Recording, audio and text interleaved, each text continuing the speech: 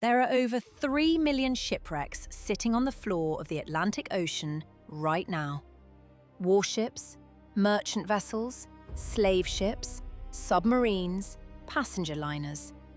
Most of them have never been located. Some of them have been down there for centuries, buried under sediment in water so deep that sunlight stopped reaching them a long time ago. The Atlantic is the most crossed ocean in human history. More people have travelled over it, fought on it, and disappeared into it than any other body of water on Earth. And most of what's down there has never been seen by anyone. Running down the centre of the Atlantic, from the Arctic to the southern tip of Africa, there is an underwater mountain range called the Mid-Atlantic Ridge. It is over 10,000 miles long, making it the longest mountain chain on Earth, longer than the Andes, the Rockies, and the Himalayas combined. At its centre is a rift valley, where tectonic plates are pulling apart and new ocean floor is being created as magma pushes up from the Earth's crust. The Atlantic is getting wider by about 1 inch per year. Iceland is one of the few places where the ridge breaks the surface, and you can stand in a national park with 1 foot on the North American plate and the other on the Eurasian plate.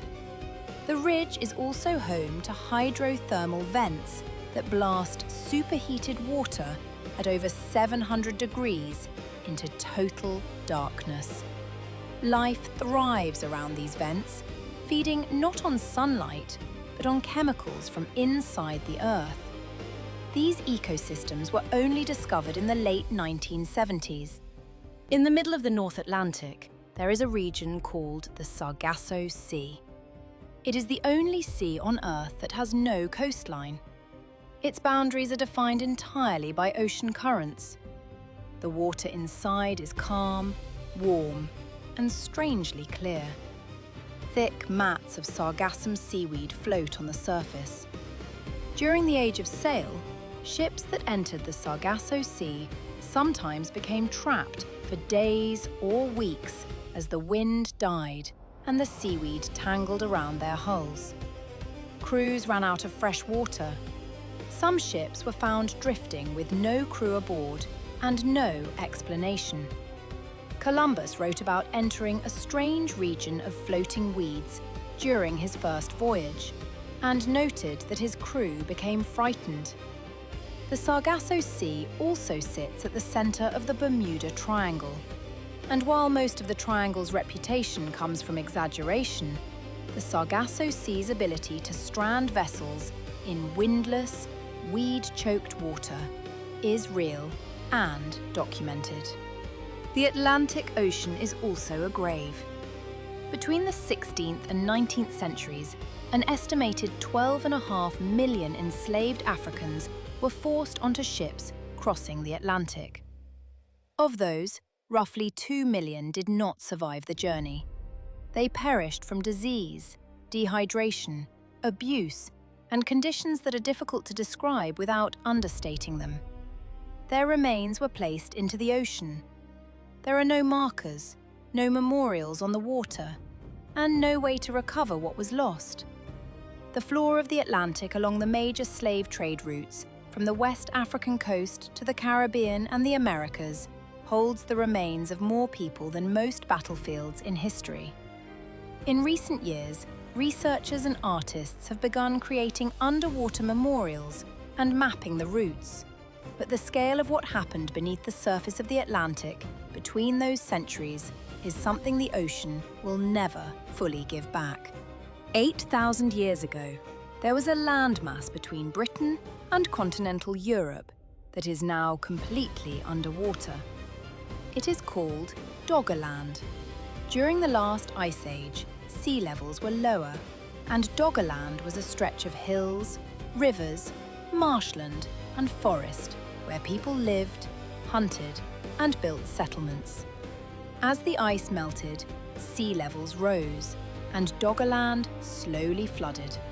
Around 6,200 BC, A massive underwater landslide off the coast of Norway triggered a tsunami that may have delivered the final blow.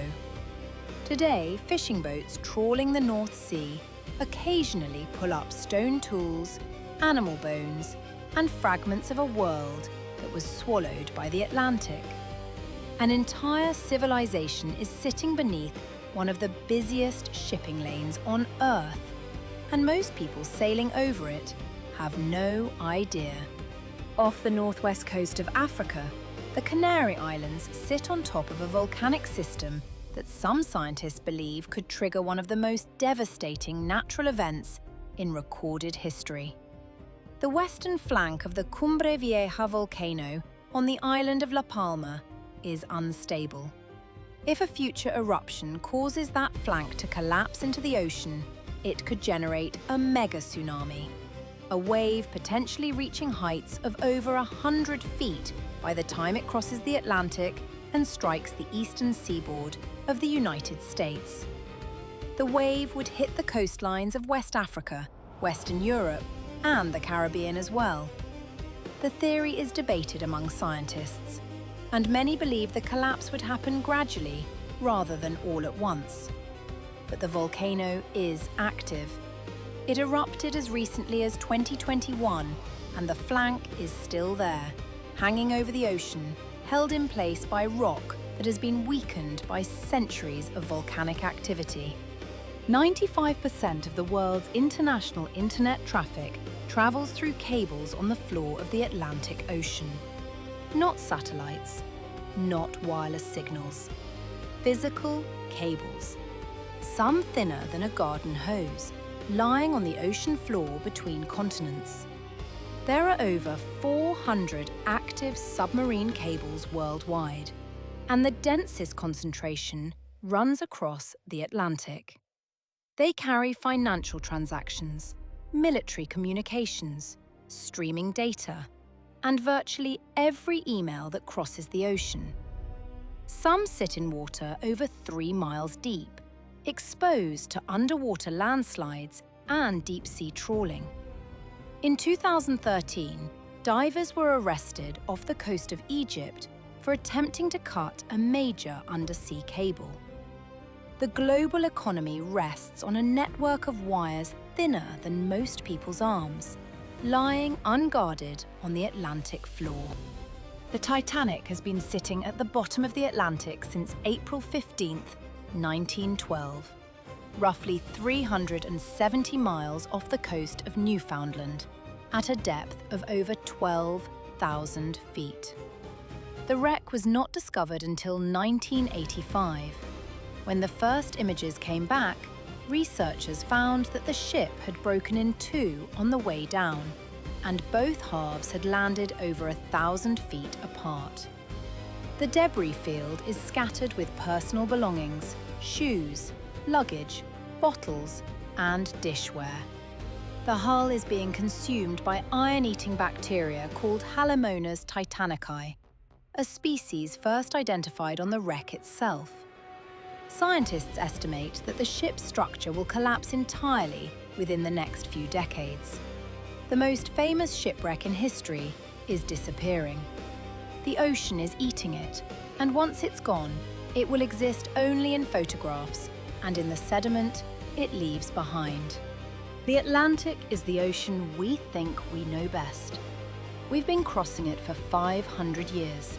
We named it, mapped it, and built the modern world by sailing over it.